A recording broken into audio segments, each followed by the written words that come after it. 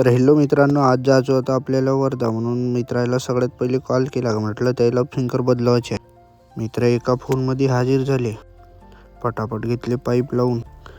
मग लावायचे आपल्याला स्प्रिंकर लावायचे होते आपल्याला हळदीच्या जागेवर.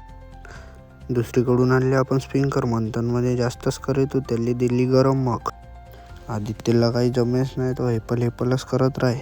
मग मलाच पटापटा लावून घ्यायला लागले, कारण आपल्याला जायचं होतं बुलेटची बॅटरी आणायला वर्धेला. सगळ्यात पहिले घेतला पाईप लावून, मग लावला स्प्रिंकर लावून घेतली पाईपलाईन खिचून टाईटमध्ये बिलकुल. आपले ब्लॉग काही व्हायरल जाऊन नाही राहिले, कारण आपण आहोत छोटे क्रिएटर.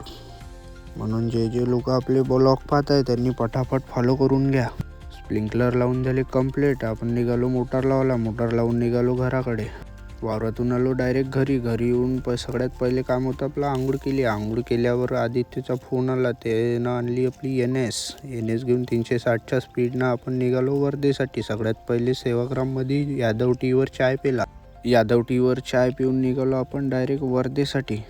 सेवाग्राममधून निघालो चाय पिऊन आलो आपण सर्वात पहिले वर्धेत आल्यावर सर्वात पहिले आपलं काम होतं बॅटरी घेणं, कारण की तो बॅटरी सर्व्हिस सेंटरवाला खूप कॉल करत होता. तिथून घेतली सर्व्हिस सेंटरमधून बॅटरी.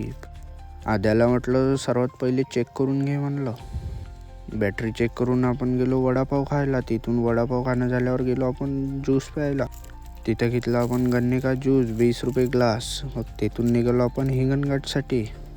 वर्धेतून आलो 360च्या स्पीडनं हिंगणघाटमधलं काही आपलं काम झालंच नाही.